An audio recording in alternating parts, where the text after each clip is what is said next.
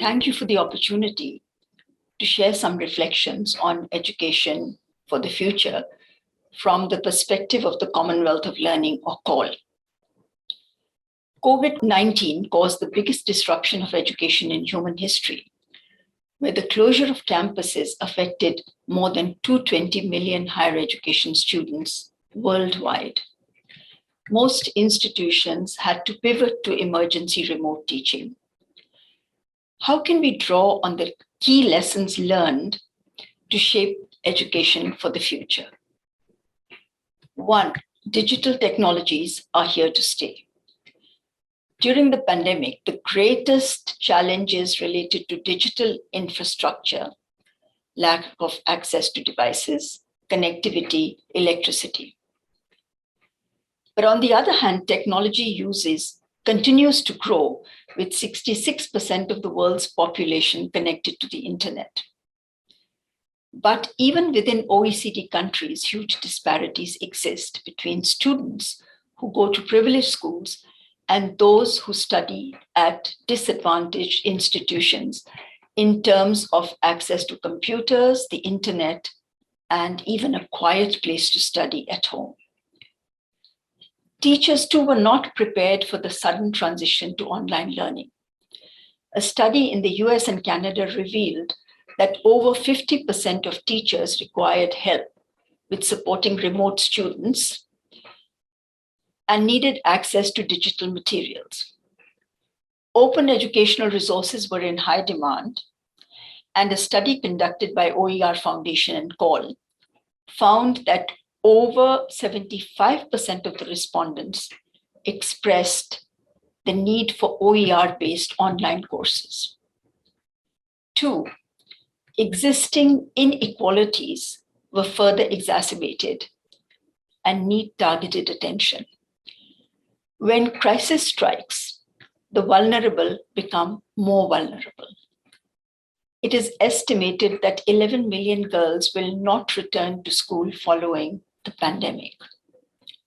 The learning crisis that existed before the pandemic has deteriorated further. A study in the Netherlands records a learning loss of about 3 percentile points, with higher losses among students from less educated homes.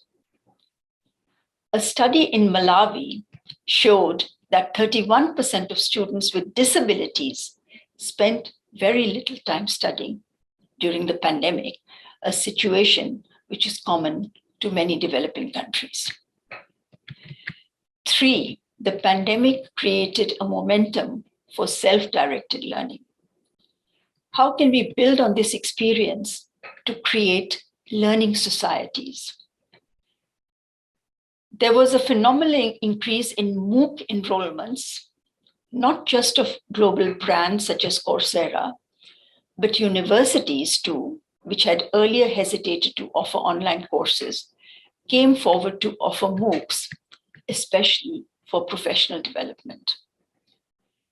But MOOCs have not fulfilled the initial promise of increasing access to higher education. MOOCs have mostly reached those who already have degrees, and completion rates continue to remain low. So how can MOOCs reach the unreached? COL has developed blended MOOCs, or MOOCs for development, to suit the needs of developing countries. These gardeners in remote locations have been reached by audio MOOCs through their basic mobile phones. 4, the world was unprepared for the pandemic. How can we build resilient systems that can withstand future disasters? The climate crisis has a major impact on education. The recent floods in Pakistan disrupted education, where entire schools were destroyed. The education sector too contributes to both direct and indirect emissions, with an impact on environmental degradation. As Bill Gates points out, cement, steel, and plastic, which are essential for construction, are the biggest emitters of carbon, even more than travel. Brick and mortar institutions would add to the growing carbon footprint of the education sector. The Open University UK compared the carbon emissions of ICT enhanced and face-to-face courses and found that distance teaching models had significantly lower environmental impacts. COL conducted a similar study in Botswana and found that the average carbon footprint of the distance learning group is nearly 3 times lower than that of the campus students. COL presented a report to Commonwealth Ministers of Education entitled Transforming Education for Climate Action.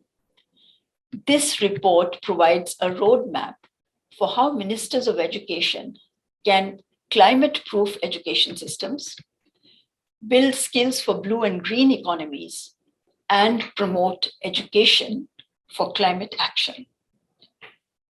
So, what are the elements of education for the future?